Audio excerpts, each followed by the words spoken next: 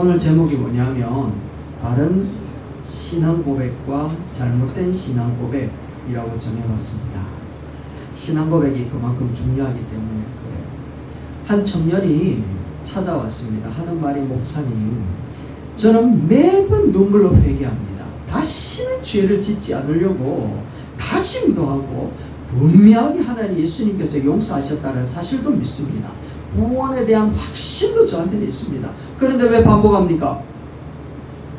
라고 묻는 겁니다.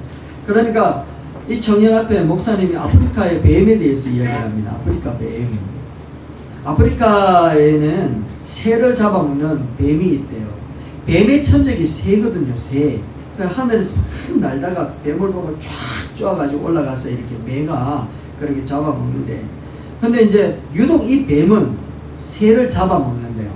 근데 어떻게 잡아먹는가 하면 이 뱀이 새 근처에 왔다 갔다 하면서 그 새를 발견하고는 눈을 쫙 쳐다본답니다.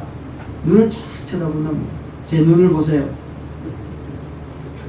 제 눈을 보세요. 마치 뱀이 새를 쳐다보는 것처럼 이렇게 쳐다보면 새가 처음에는 뱀의 그 영롱한 그 피부 색깔에 대해서 반한대요.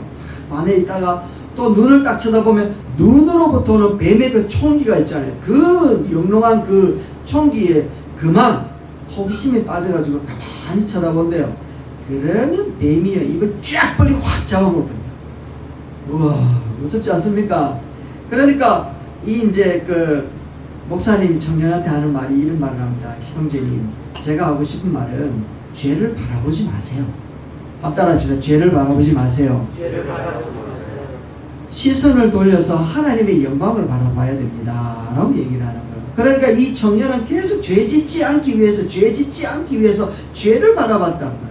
그러니까 목사님 하는 말이 그거 말고 하나님의 영광이 어떤 것인가, 하나님의 말씀을 따라 실천하는 것이 어떤가 하면서 성도들이 그 시선을 하나님의 말씀과 주님의 영광의 시선을 집중하게 되어지면 죄는 나도 모르게 떠나게 될 것입니다. 라고 이야기를 하더라는 겁니다. 그래서 오늘 우리들이 가지고 있는 이런 그 하나님이 우리의 죄를 자백하기를 참 기뻐하시고 우리 죄를 다 용서하는 것도 참 즐겨하시는 하나님이란 말이죠. 그렇지만 주님의 자녀가 그렇게 자꾸 회개하는 걸 하나님은 원하지 않는단 말이에요. 하나님은 자녀들이 칭찬받기를 원하고 잘했다 라고 하는 그런 반응이 일어나기를 원한다는 겁니다. 그래서 우리의 삶이 칭찬받는 삶이 되려면 어떻게 하면 좋을까? 오늘 본문을 통해서 보자라는 겁니다. 유독 예수님께서 베드로한테 칭찬하는 장면이 나오잖아요. 그러면 어떠할 때 칭찬할 수 있었는가 하는 것을 볼 수가 있는데, 그 첫 번째가 무엇인가 하면 신앙 고백이 있어야 돼요. 다른 글자 한번 읽어봅시다. 시작. 분명한 신앙 고백이 있어야 합니다. 아멘. 이렇게 예수님은 제자들과 함께 가이사랴 빌립보라고 하는 이 지역에 왔거든요. 원래 이 지역은 판신이라고 하는 그 목양, 이 사람들은 양떼를 치는 직업을 가지고 있었기 때문에 양들이 건강해야 자기들이 잘 살 수 있단 말이죠. 그래서 양들을 지켜주는 신을 만들었는데, 그 신이 무엇이, 이름이 뭔가 하면 판이라고 하는 신입니다. 이 신이 웅장하게 있었던 그런 지역의 가이사랴였거든요. 그런데 이렇게 되어져 있는데 그 지역을 다스리는 헤롯 왕이 와가지고 로마 가이사한테 아부하기 위해서 가이사의 신전도 지었는 거예요. 그래서 가이사의 신전을 딱 짓고는 하는 말이, 이곳은 가이사랴 빌립보입니다 라고 하면서 황제의 이 신전이 있는 빌립보 지역입니다 라고 해서 이름을 가이사랴 빌립보라고 했단 말입니다. 그러니까 이 지역은 다시 이야기를 하면 신이라고 하는 우상은 가득 채워져 있는 그런 신이었던, 그런 장소였던 겁니다. 그런 장소에서 예수님이 제자들에게 묻는 거예요. 사람들이 인자를 누구라 하느냐라고 묻는 거라는 겁니다. 이것은 우리에게 주는 정말 귀한 사인인데요. 뭔가 하면 오늘날 만모니즘, 물질 만능주의 뿐만 아니라 쾌락주의에 빠져있는 우리들의 삶 속에서 예수님이 우리를 향하여서 묻고 있는 것과 마찬가지라는 거죠. 그래서 그곳에서 분명한 신앙 고백이 일어나야 그곳에서 살아남을 수 있고 그곳에서 그리스도의 향기를 바를 수 있다는 것을 예수님은 우리에게 보여준다라는 겁니다. 굉장히 중요한 부분입니다. 그래서 바른 신앙 고백이 필요한데 늘 우리는 질문 하나 품고 살아야 됩니다. 뭔가 하면 예수는 누구냐라고. 여러분들 예수님을 누구십니까? 여러분들 고백 한번 해보죠. 한번 물어보세요. 여러분에게 문재인 대통령 누굽니까? 우리나라 대통령. 그렇죠. 우리나라 대통령이죠. 마찬가지 예수님이 누구냐라고 이야기를 하면 그렇죠. 나의 대통령입니다. 이렇게 나와야 된다라는 거예요. 예수님이 누구냐? 그러면 내 아픈 자리를 치료해 주시죠. 맞죠. 예수님 누구냐? 내 기도 응답하시는 분 맞죠. 예수님 누구냐? 나와 동행하는 분 맞아요. 틀린 게 아니라 그런데 꼭 맞는 건 아니단 말이죠. 그러니까 예수가 누구냐라고 이제 예수님이 제자들한테 물으니까 제자들 하는 말 한번 보세요. 14절 말씀입니다. 이렇게 제자들이 이야기를 하는 거예요. 아까 말씀드린 것처럼 예수 세례 요한 같습니다 라는 거죠. 세례 요한 같습니다. 또 엘리야 같습니다. 예레미야 같아요. 그런데 또 가만히 생각해 보니까 선지자 중에 한 사람입니다 라고 이야기를 했는데 이 말은요 당신은 진짜 훌륭합니다 이런 뜻을 갖고 있거든요. 그런데 예수님은 이 말을 들었을 때 기뻐하기보다 야 그거 정답 아니다. 틀린 건 아닌데 맞는 것도 아니다 라고 이야기를 하면서 제자들한테 다시 한번 묻는 거예요. 뭐라고 이야기를 하는가 하면 15절 말씀에 너희는 나를 누구라 하느냐 이렇게 묻는단 말이죠. 각자한테 묻고 있다라는 것을 우리는 놓치지 말아야 됩니다. 사람들은 예수님에 대해 가지고 각자 경험한 대로 예수님은 이런 분이다라고 이야기를 하고 있다라는 거죠. 기독교의 창시자다, 사회혁명가다, 가난한 자들을 위해서 살아계시는 자선사업가다, 민중의 신학자다 라고 이야기를 하면서 예수님은 그렇게 소개를 해요. 4대 성인이다 라고까지도 이야기를 한단 말이죠. 틀린 건 아닌데 꼭 맞는 건 아니다라는. 그러니까 예수님이 다시 묻는 거예요. 너는 뭐라고 생각하노? 라고 물으니까 베드로가 벌떡 일어나서 이렇게 이야기를 하는 겁니다. 베드로가 뜬금없이 이렇게 덜썩 이야기를 하는 거예요. 뭐라고 이야기하는가? 주는 그리스도시 살아계신 하나님의 아들입니다. 이 말이 뭔가 하면 우리 대통령입니다. 이런 뜻이거든요. 그러니까 예수님이 이 말을 듣고서 깜짝 놀라시는 거예요. 여기서 그리스도라고 하는 말은 기름 붓다 이런 뜻을 갖고 있어요. 기름 붓다라는 것을 히브리 말로 뭐라 하는 말이 마샤거든. 마샤. 여기에서 마샤에서 흘러나와서 메시아라고 하는 말이 나오게 된 거예요. 그래서 메시아라고 이야기하면 기름 부음 받은 사람입니다 라고 얘기를 하는 거예요. 그래서 신약 당시의 히브리인들은 마샤, 하늘로부터 기름을 부음받은 자가 오기를 그렇게 기다리고 있었단 말이죠. 그래서 베드로가 하는 말이 당신은 마샤, 메시아입니다 라고 이야기를 하니까 예수님이 깜짝 놀랐단 말이죠. 그래서 16절 말씀의 이야기를 듣고서 베드로한테 이야기를 하는데 예수님이 엄청난 반응을 하는 거예요. 사실은 이 말씀은 예수님은 공생을 시작하면서 1년 반 동안 계속 했던 말이거든요. 내가 성전의 주인이다. 아버지가 일하니 나도 일한다. 라고 이야기를 하면서 자기가 하나님의 아들이고 자기가 하나님이고 성전의 주인이라는 사실을 계속해서 언급했단 말이에요. 그런데 사람들은 전부 다 예수를 보고 신성모독이다 하면서 돌 던지려고 하고 있는 바로 그때였다라는 겁니다.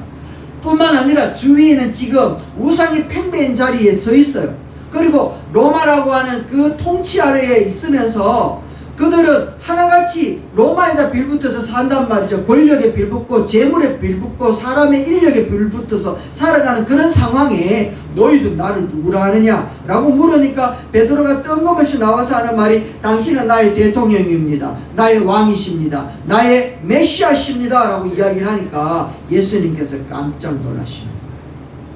그런데 이런 신앙 고백이 예수님께서 깜짝 놀랐는데 이 신앙 고백이 왜 중요하냐라고 하는 것을 우리가 17절 말씀에서 보면 알 수 있어요.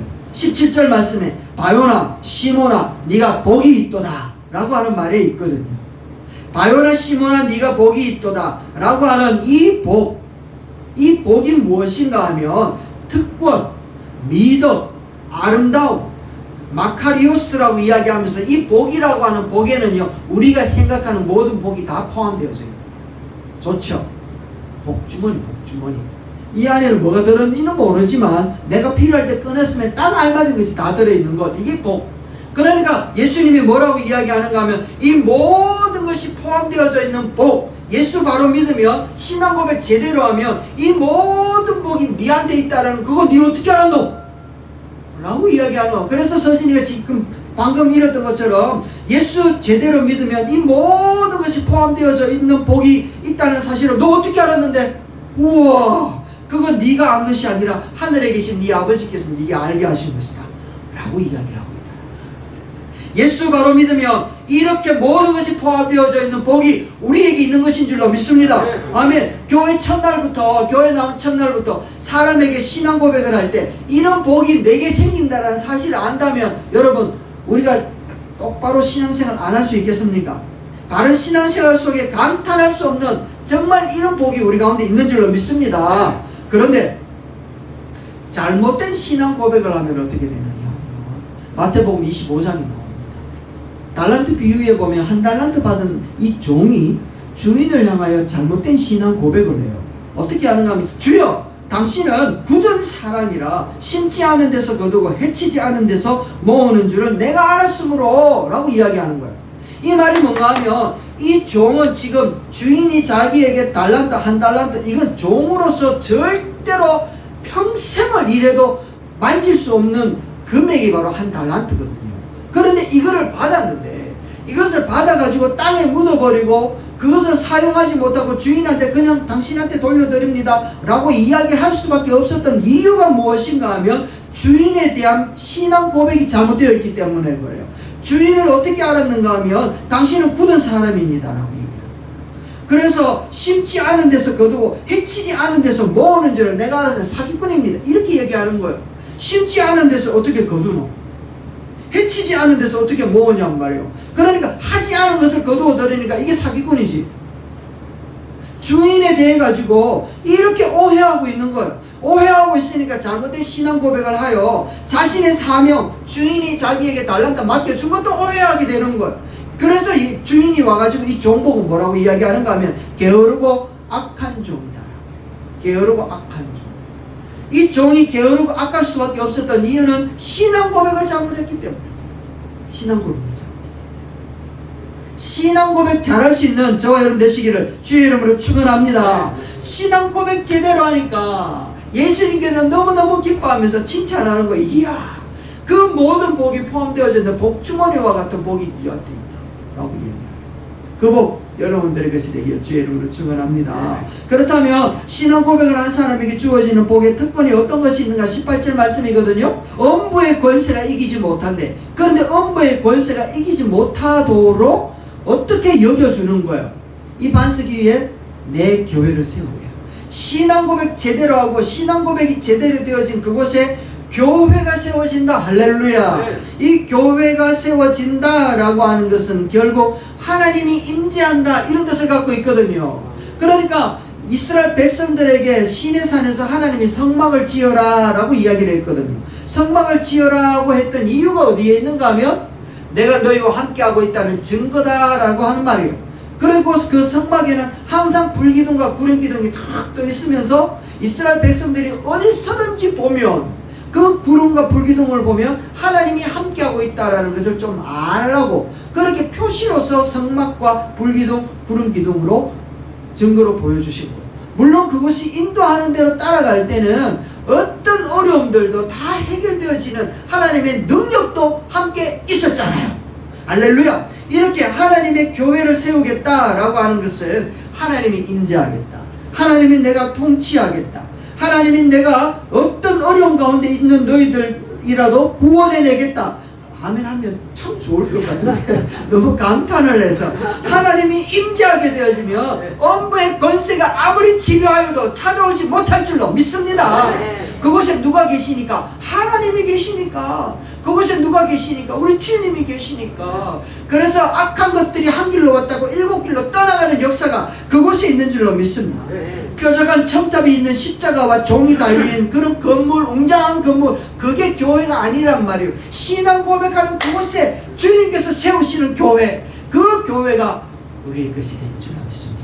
여러분들이 신앙 고백 제대로 한다면 여러분의 삶이 교회가 되고 주님의 임재가 있으므로 어떤 엄부의 권세가 이기지 못하도록 죄와 사망의 모든 것을 물리치시는 주의 능력이 고스란히 그곳에서 발휘하여 나타나게 될 줄로 믿습니다. 네. 그래서 성전은 하나님의 임재요, 하나님의 통치요, 하나님의 다스림이요, 하나님의 네. 보호하심이요, 성전은 하나님의 능력이 흘러나오는 자리인 줄로 믿습니다. 네. 여러분 좋지 않습니까? 신앙 고백 뭐 하면 되지 뭐 어렵습니까? 그죠? 뭐 아무것도 어렵지 않다라는 거 하면 된다라는 거예요.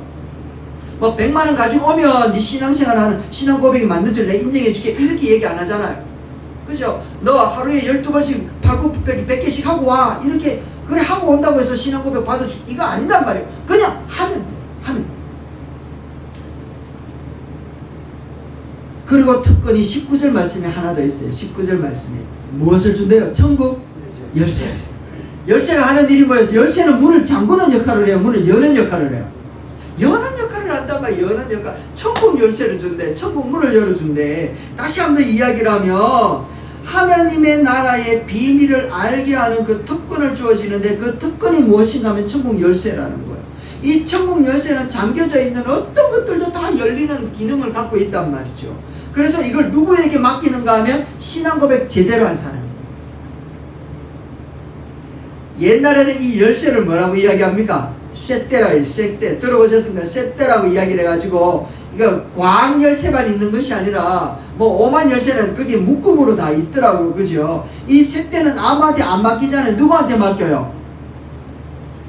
남며느리한테 믿을 만한 며느리한테 맡긴단 말이에요. 아무리 나이가 많고 아무리 뭐 학벌이 좋고 아무리 실력이 좋고 아무리 건강하다 해도 믿지 못하면 안 준단 말이에요. 그래서 이것을 하늘 천국 열쇠를 맡긴다라는 것은 믿는 사람에게 맡긴다라는 거거든요.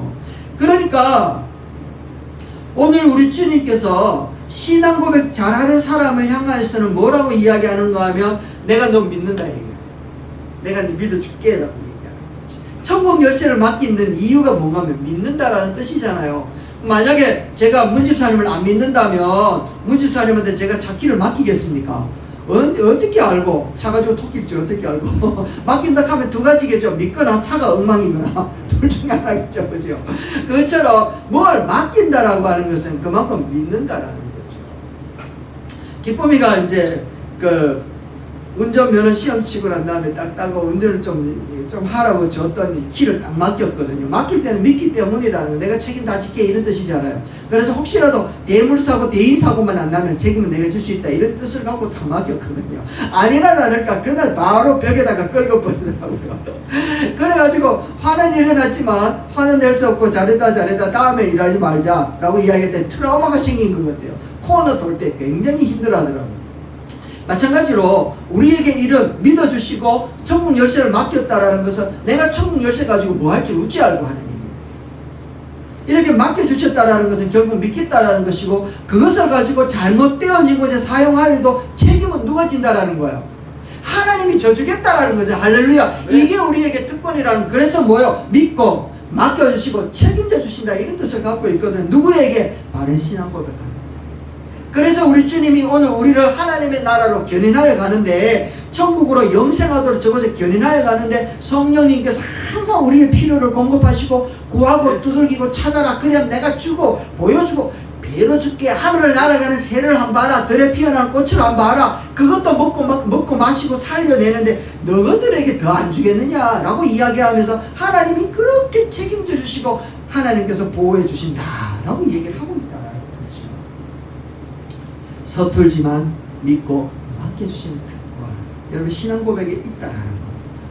그런데 문제는 무엇인가 하면 이렇게 신앙 고백을 한다고 다 되는 게 아니더라는 겁니다. 다 되는 게 아니다라는 거죠.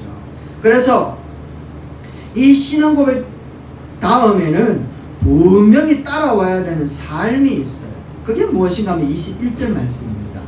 신앙 고백하면 이런 특권이 쫙 주어진다고 하면 하나님이 너무너무 기뻐하셨거든요. 너 진짜 잘해 이렇게 이야기를 했는데 그 다음에 어떤 일이 벌어지는가 하면 그 칭찬을 우리가 유지하고 그 칭찬받은 것이 막 현상 가운데 막 드러나야 되잖아요. 그래야 신앙생활 하는 게 재밌지.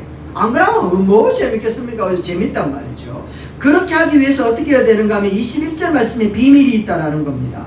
예수님께서 신앙 고백을 받고 난 다음에 비로소 당신이 고난받고 죽으심과 부활에 대해서 언급을 하시는 겁니다. 그러니까 베드로가 갑자기 또 기분이 좋았는가 봐요. 주여 그리 마옵소서, 이 일이 결코 주에게 미치지 않겠습니다. 베드로가 뜬금없이 와가지고 예수님 앞에 이렇게 얘기한단 말이죠. 그런데 예수님이 이 말을 듣고 좀 전에 칭찬했는데 그 칭찬에 무색할 정도로 책망하는 거예요. 책망. 23절 말씀입니다. 이게 무슨 말인가 하면 앞에서 예수님의 신앙 고백하는 베드로에게 진짜 훌륭하다 라고 하면서 교회가 세워지고 그곳에 내가 임재함으로 음부의 권세를 이기지 못할 것이며 천국 열쇠를 주면서 내가 너를 믿어주고 너가 책임져 주겠다, 이런 뜻을 갖고서 칭찬해 줬단 말이죠. 그런데 베드로의 말을 듣고 예수님께서 하시는 말씀이, 야 그러면 되나 이 사탄아 라고 이야기를 하다. 예수님도 체면이 있지, 칭찬했다가 바로 욕을 하노. 그죠? 참 뜬금없는 이런 부분들이 벌어졌는데, 예수님께서 왜 이런 일을 하였고 베드로가 왜 이런 실수를 했을까요? 그 하나님의 영광스러운 칭찬을 왜 유지하지 못했을까요? 그것은 어디 있는가 하면 21절 말씀에 고난과 죽음의 소리만 들었기 때문일 거예요. 무슨 소리 들었다고요? 다시 한 번 더 뭐라고요? 고난과 죽음의 소리밖에 듣지 못했기 때문일 거예요. 예수님은 뭐라고 이야기했는가 하면 3일에 살아날 것이다 라고 얘기를 했거든요. 3일에 살아날 것이다 라고 이야기를 했는데 요거는 딱 잊어버리고 고난과 죽음만 들었다라는 거예요. 다시 이야기하면 그 상황에 직면하니까 사탄이 준 생각으로 자기의 모든 생각이 그곳에만 딱 집중되어져 버리는 거예요. 바른 신앙 고백, 바른 그 신앙 고백을 하고 난 다음에 반드시 따라와야 될 것인데 그게 무엇인가 하면 주님의 말씀을 제대로 정확하게 들어야 돼요. 한따라 합시다. 주님의 말씀을 제대로 정확하게 들읍시다.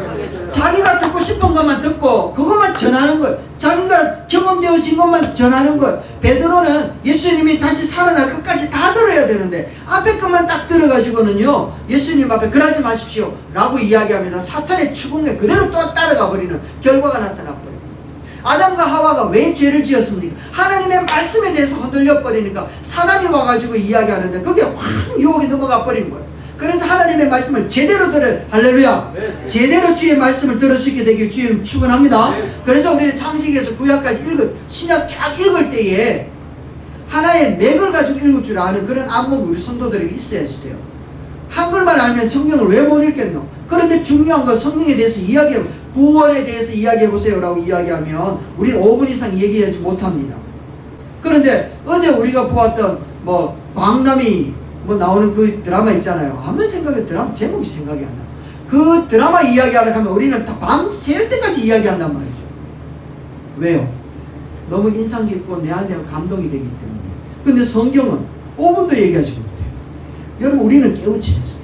그래서 창세기 이야기를 해도 예수 그리스도를 말할 줄 알고 말라기를 이야기를 해도 예수 그리스도가 보여야 되는 게 우리가 말씀을 정확히 아는 자의 모습이고 성도의 모습이라는 거죠.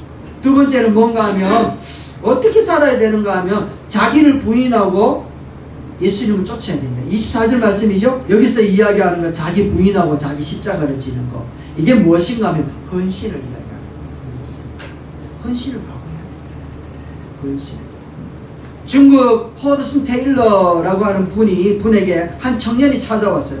진짜 성도가 되려면 몇 년 걸립니까, 목사님? 얼마나 훈련받으면 됩니까? 라고 이렇게 허드슨 테일러한테 이렇게 물었습니다. 그러니까 이 목사님을 물끄러미 쳐다보더니 하는 말이 등불의 심지에 얼마 동안 불을 붙여놓으면 빛이 발하겠습니까? 라고 이렇게 물었답니다. 얼마 동안 이렇게 라이터를 켜가지고 불을 붙여놓으면 여기 빛이 쫙 발할까요? 그래서 그 청년이 하는 말이 그거야, 심지에 불이 붙는 순간 빛이 발하지 않겠습니까? 라고 얘기하더라는 겁니다.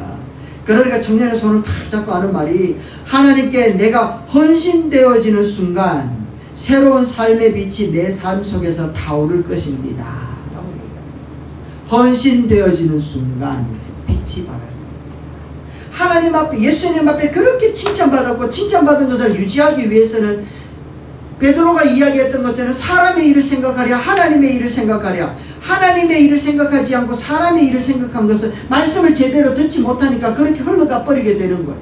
하나님의 일과 사람의 일을 생각을 탁 했을 때 우리가 하나님의 일을 선택하기 위해서는 바로 헌신이라고 하는 그 사명감, 그 헌신이라고 하는 자기 부인이라고 하는 이 부분에 우리가 기초를 두고 있어야 우리는 하나님의 일을 선택할 수 있게 되어진다 라고 이야기를 하는 겁니다. 그렇게 되어질 때 우리 성도들의 삶이 빛을 발하게 되어지고 우리 삶이 예수님 앞에 칭찬받은 것처럼 교회 안에 예수 그리스도의 임재가 일어나고 또한 하늘의 열쇠를 가지고 하나님의 책임져 주시는 그런 인생이 되는 놀라운 역사들이 일어나게 된다는 것이죠. 여러분, 헌신은 어느 수준이 되었을 때 되어지는 어떤 성령의 은사가 아닌 거예요. 헌신과 희생은 시작될 때 성령의 열매가 나타날 줄을 믿습니다. 이게 사랑이잖아요. 사랑은 헌신이라고 얘기하지 않습니다. 그냥 사랑이라 얘기합니다. 그런데 헌신과 사랑으로 한 수고를 비교해보면 솔직히 어떤 것이 가치가 높은가 하면 사랑으로 한 수고가 헌신보다 가치가 더 높다라는 겁니다. 그리고 더 폭넓고 더 깊지요. 마찬가지로 이 헌신 속에는 사랑이라고 하는 것이 포함되어질 때 결국에는 그리스도의 형상이 나타나고 우리의 신앙의 고백이 완성되어진다는 겁니다. 예수님께서 이야기를 하셨잖아요. 누구든지 나를 따라오려거든, 누구든지 바른 신앙 고백을 하고 하나님으로 예수님으로부터 주어졌던 그 놀라운 특권을 누리기를 원한다면 자기를 부인하고 자기 십자가를 지라. 이게 다른 말이 아니란 말이에요. 헌신을 각오해라. 여러분의 가정에서 그리스도인으로서 헌신을 각오하십시다. 여러분의 삶의 공동체 내에서 헌신을 각오하는 여러분 되시길 주의 이름으로 축원합니다.